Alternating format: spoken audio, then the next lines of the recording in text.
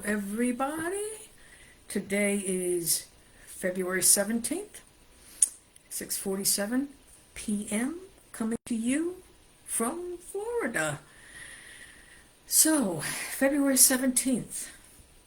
Lots of stuff going on today if you want to go and research some history. So, let's start with the top of the hour with 2026 Chinese New Year's. It begins today. It marks the year of the fire horse, a very rare, powerful, and energetic cycle occurring every 60 years, combining the horse's speed and independence with the element of fire. Now, anybody knows fire, you can start with a spark and it could be blazing, yeah? So 2026 is expected to bring rapid transformative changes, demanding bold, decisive action and risk-taking. So, if you're a business owner, or if you're an entrepreneur, or just want to get your stuff together, so to speak, this is the year to do it, for sure. Got dynamic energy. The theme favors independence, innovation, and breaking through limitations. Now, we can all use some breaking through those limitations, right? It is time for taking calculated risk and pushing forward with personal goals. So what goal do you have that you've been wanting to do, or you just take it off the shelf? Oh, I didn't do it last year, so let me bring it over to this year. Something to think about. But it is a rare cycle, by the way. The last fire horse year occurred in 1966, making this a significant once-in-a-generation event. That's pretty interesting. When I was looking at some of the traditions, ritual stuff that they do for Chinese New Year's, it's pretty impressive. Yeah, there's like 21 different things, and every day has another task, if you will. As in, they have to clean the house front to back. And that would be a good thing for people that don't have the time or don't take the time to clean their houses. The other one is to go out and buy something new, to give you a couple examples. Right? One was putting salt on the front and on the back of your house at the entrances to ward off evil. So it is what it is. Salt being things that nullify the dark side. Okay, let's look at that. But there's a lot of interesting facts with Chinese New Year's. It would be worth going and looking at, seeing how they celebrate it. I mean, we know how we celebrate it, that's for sure. So what else happens today? Mardi Gras starts. It is Fat Tuesday today, February 17th. And interesting enough, when I looked at that, the origins of Mardi Gras, because it comes right before Lent, it's the season leading up to Easter. So we're prepping mode. But Mardi Gras history actually extends all the way back to the days before Christianity in ancient Rome. Has roots in pagan spring festivals. Do you see a theme coming here? I was just talking about that on Sunday's edition, how Valentine, back in, 247 AD, that the priest would be sacrificing different things, and they chose Valentine's Day because it fell within that pagan holiday. Let's see, what else does it say? It's as with other holidays with deep heritage, I guess that's how we can refer to this, the traditions and customs of Mardi Gras and evolved as it moved through the countries, continents, and centuries, and became the joy-filled celebration we know and love today. Some people love it. I don't think I would want to be going and exposing my chest to anybody down in New Orleans. Not that anybody want to see it, but at any rate, that's just a little side joke there. The other thing, like I was saying, astrologically, today was an eclipse in Aquarius. Venus conjunct with the North Node. Now, and this is a new moon. Now, interesting enough with this,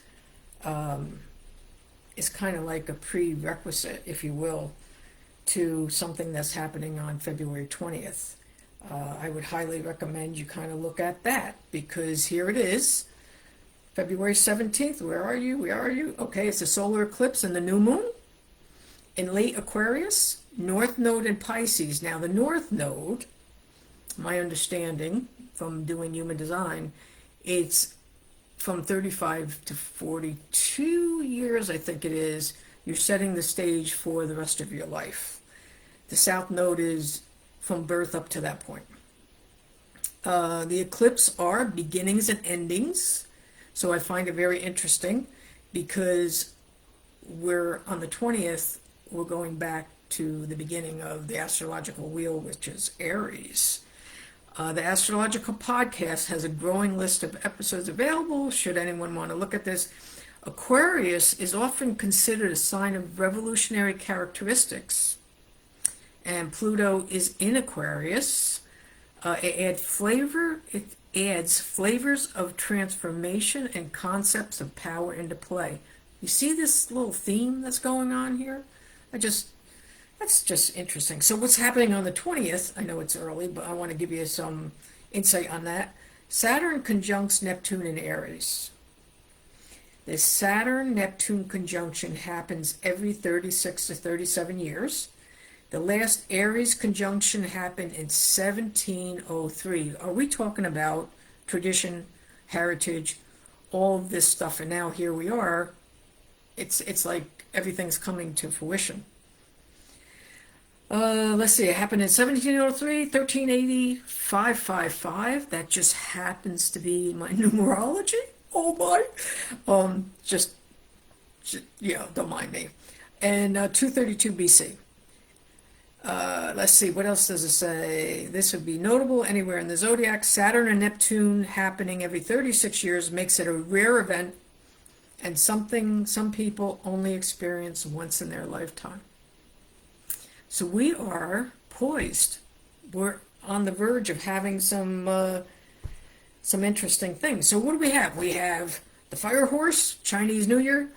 We also have Mardi Gras, and we have we're complemented with the astrological alignment. What else is there?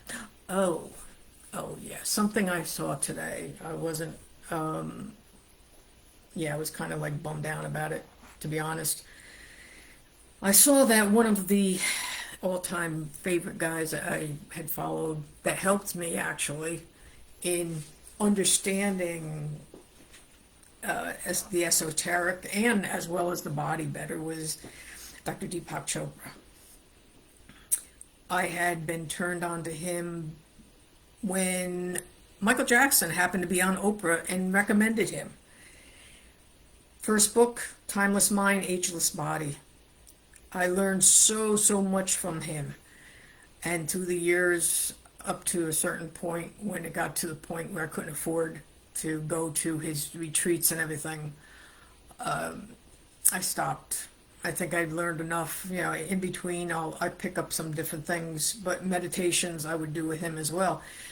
But I will share with you, I had an experience with Deepak that there was 700 people up at Omega Institute.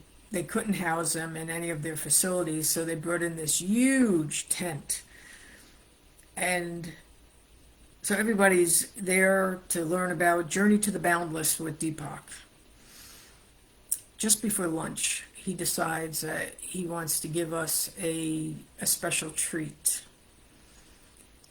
700 people under a tent, and we all reciting Om.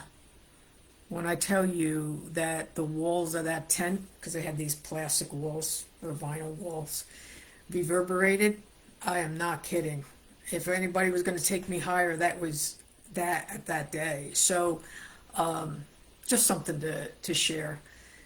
Life is filled with curiosity, conversations, and finding out the good, the bad, and the evil.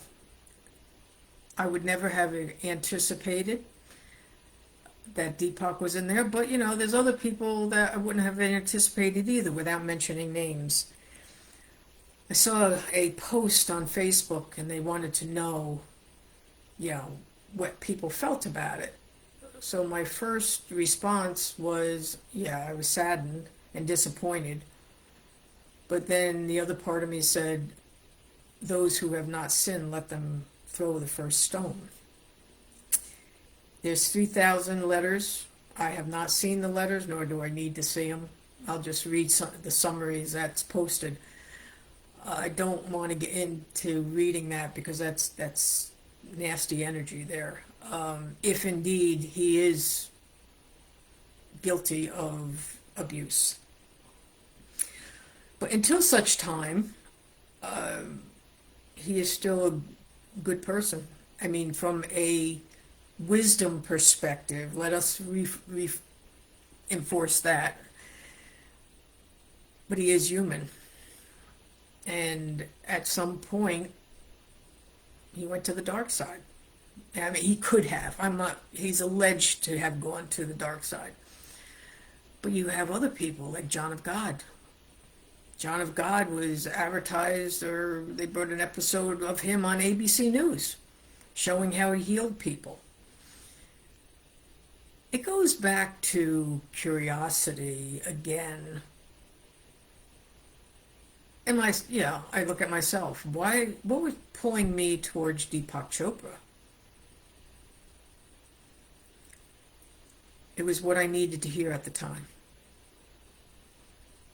I was starting my journey into the esoteric, if you will. And what he said enlightened me, helped me to see things. So looking at all that's going on today, and just those four things are just part of the day. There's all kinds of other activities and celebration. It's a day of this, it's a day of that. It's a day of the living. It's a day of enjoying life. I'm not going to go here, I'm not going to go there and practice this or follow that. But what are you curious about? What is your day like on February 17th? It's at the end of the day, almost, maybe for some of you. Others probably still working, or others ready to go to work or waiting to go to work. But life is about curiosity. What inspires you? What would cause you to stand up and take notice to something? I think in curiosity, it could be bad for us as well, as we're seeing with the Epstein files. What's that fine line that we walk? It's a very fine line, very fine path. At some point, could we go off on this side, or could we go off on that side? As long as we don't go venturing too far off, I think it's all part of life. So with that, I'm going to let you go. I won't take up too much of your time today, but I did want to just mention those couple things because they were weighing on me, just to say, hey, there's a lot of stuff going on February 17th. Brace yourself for February 20th. And then, and beyond. So I hope you have a wonderfully blessed rest of your day.